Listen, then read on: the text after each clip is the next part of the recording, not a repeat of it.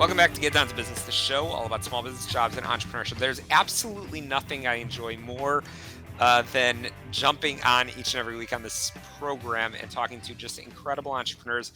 Most importantly, incredible people doing amazing things. And that's why I'm thrilled to be joined by Christopher Turner, who is really making a difference at Emergicon. And I hope I'm pronouncing that correctly. But Chris, you're an entrepreneur.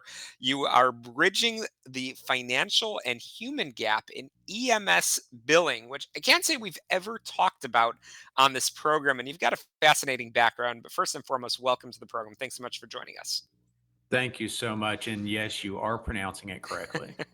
Good, fantastic. So, Chris, I know you are a financial advisor and friend for EMS services. So there must be a story behind Emergicon. How did you one day wake up and say, I want to remove the burden of billing off the shoulders of EMS providers? My background is all in healthcare finance. And as a kid, I thought I'll be a doctor one day. And then, about a semester's worth of science did that in. And so I changed to the business healthcare side of finance. And really, what you see there is no lack of patients, no lack of need, no lack of providers. Everybody's busy all the time, and healthcare touches every person in the world. In the United States, we have a particular problem with the way reimbursement is generally sought and given back to providers. What I mean by that is it's very confusing, it's very expensive. And as I saw this in my career, I saw it get worse and worse the more emergent the need became, because you lose some of the structure you have when you maybe schedule a surgery, even go see your physician. So, my background and as an employed individual led me to start to see some tremendous gaps in emergency medicine, and how that process of getting the actual providers reimbursed just had lots of room for improvement. Absolutely, and I know you've got some really fascinating statistics from, like you said, your time as an employee, really increasing cash collection for including a nonprofit ambulance company, which is really important. You just alluded to it that first responders are really critical to the fabric of our society. We rely on them, but they're often underfunded, understaffed, overworked, and what Right. you're doing is really filling a really important need. So, Emergicon, I was just on your website, and it's really, really impressive the amount of growth that you have. A lot of career opportunities. You are in the Dallas area, is that correct? That's correct. Fantastic. So, tell us the premise of Emergicon, and again how you're conquering this really, really important problem. What we really focus on is helping fire and EMS to understand where they can be reimbursed legally, where they can't be reimbursed, and how to manage that whole process. And what I mean by that is emergency medicine is going to have unreimbursed care, just the nature of the beast. You have people who, can't afford, are unable for whatever reason. And so they work off a small pool, let's say. So if you can imagine, out of 100 incidents, maybe 70 are reimbursed at some level. So it's really important for them to understand, they've got a duty to respond both on fire and EMS side, but they have a limited opportunity to get reimbursed. And then the difference oftentimes is made up by taxpayers. So it's really important to get that right and help them to understand, because you don't want to lean on the taxpayers more than you should. And then conversely, you don't want to lean on people who've received either care in an ambulance or some kind of fire response. You don't want them somehow to be responsible out of pocket for things that they're not responsible for. Absolutely, and that's critical. So, I want to talk to you from your perspective as an entrepreneur yourself. Again, you've made Sure. that transition. So, we have so many amazing people that are starting amazing enterprises. Again, you certainly have been in the nonprofit side. You've been an employee, and of course, you are now an employer. So, if you don't mind, Christopher, give us the behind the scenes of what was the most surprising thing getting into business you would potentially want to help a fellow entrepreneurs avoid those roadblocks. I think the shortcut answer is you've got to very quickly align with people, processes that can help you. I realized several years ago, it's probably been 8 years ago now, I'd better figure out how to actually be a CEO. Being a founder is different, but if you're going to be the active CEO in an organization, you have to figure out how to run and grow it beyond what your initial, maybe either technical knowledge or passion was.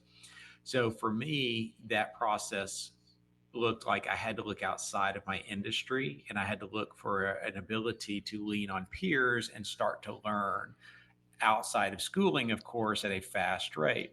And then we moved into, from that process, I joined a group called Vistage, which is a peer advisory group. And then I was referred to the entrepreneurial operating system. I realized, wow, you actually have to have a system to run a company. And from there, I was introduced to strategic coach. Those were the absolute pivotal points of growth in my career as an entrepreneur.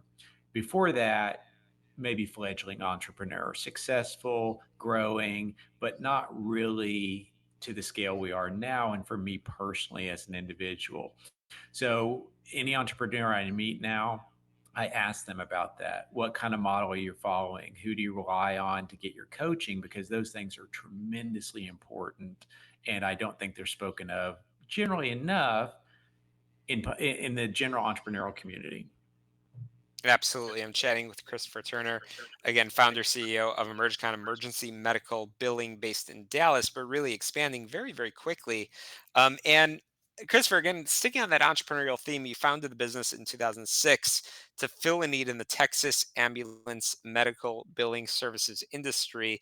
But these past few years, man, it's been a crazy ride, and the need for what you do, again, supporting first responders and associated businesses and organizations didn't go away. So how was it sort of riding the wave and weathering the storm? You know, every state has challenges. In Texas, we've got challenges both from COVID related challenges. You have challenges with people entering the country. You have all kinds of challenges that face any kind of medical provider, and not the least of which is reimbursement. So, fire and EMS are largely tax supported, but they're woefully underfunded for any type of reimbursement they actually can receive. So those are challenges, and we work to help them to understand what that picture looks like and what they where the parameters are that they can work in getting reimbursed. Absolutely.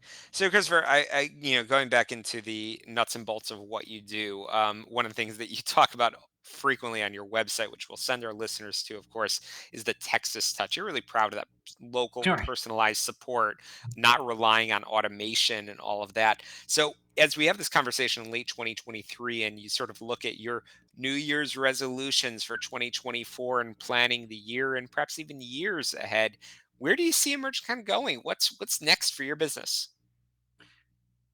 We still want to serve fire and EMS as best we possibly can so that we're there for them. And that looks like who's the right fit for us and how can we serve them best. So it's kind of a right fit client, to use a EOS term.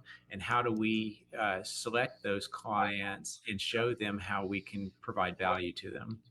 Absolutely. And lastly, one of the things that I know you pride yourself on is your team. And again, they are the glue behind everything. That amazing client services. I know you pride yourself on ensuring that your clients can reach anybody within 1 minute or less. So, any advice that you have for fellow entrepreneurs in building a team and the people side of the business? The people make all the difference, and you hear that all the time. The way that we really got it right was to employ the model I mentioned, entrepreneurial operating system, make some of the tough decisions that had to be made, and then to rely on some of the tools to make really smart people decisions. So that helps you ingrain culture, that helps you continue to have um, great conversations and sometimes difficult conversations, and really demonstrate what true accountability looks like, which is one of the key tenets of great culture. Absolutely. Christopher Turner, really enjoyed our conversation at Mergicon. You're making a huge impact in Texas and frankly beyond. I mean, really inspiring our listeners. Some really important guidance. So I want to make sure our listeners can get in touch with you and your team if they want to learn more. How can they do that? You can find me on LinkedIn, of course, Christopher Turner with Emergicon, and also my email is cturner@emergicon.com. Fantastic. Christopher Turner, really enjoyed our conversation. Can't wait to bring you back on and follow some of that growth that I know is impacting so many folks in a really important industry. Thanks for your passion. Thanks for all that you do. And again, we've got to squeeze in some headlines, commercials, quick break here on the show, all about small business, jobs, and entrepreneurship. Visit my website, syklein.com. We'll be right back.